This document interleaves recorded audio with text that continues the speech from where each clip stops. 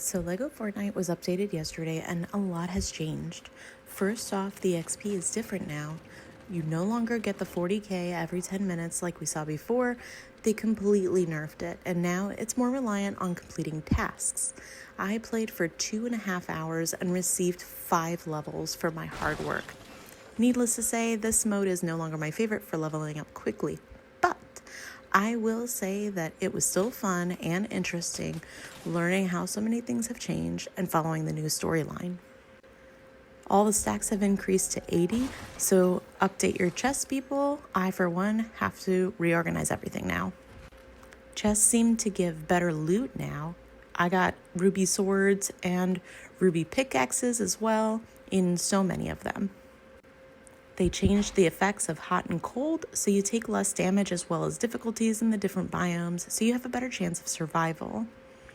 They introduced this storm camp area that you can navigate to on the map. And while I was in there, I noticed that there's also new component-based crafting, which at first seemed kind of weird, but now I'll admit this is pretty beneficial because it simplifies how things are made. This also introduces a complexity and difference factor when you do this for your weapons. Metal plates have been added as well, and you can craft them from any metal ore. Amber can now be found in caves with copper, and where you used to find amber in the desert cliffs, you can now find obsidian. When I was in my buddy Fish's island, I noticed something new. I didn't die right away after I lost to a brute. I got down instead. So now you have the capability to be picked up by your teammates. And they added slurp launchers so you can heal yourself and your friends. There are new vehicle builds, and one of them is the Storm Chaser, which I'll say I'm not very fond of because it likes to flip over a lot. Storm Fruit and Storm Smoothies are new to help with the Storm quests and fighting the Storm King, which I'll cover in another video. Storm Runes were also added, so you can imbue your weapons with storm-related perks like Health Steal.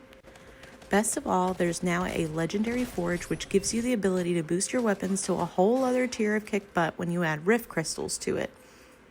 Oh yeah, and there's Rift Crystals now, but I'll talk about that in my video about finding the Storm King. After you forge your weapon with 3 Rift Crystals, you need to head into combat to level it up, and then you'll be able to turn it into a legendary rifted weapon. After a bit of fighting, I noticed it's faster to level up your weapon if you just hit the trees. Hope that helps. Thanks!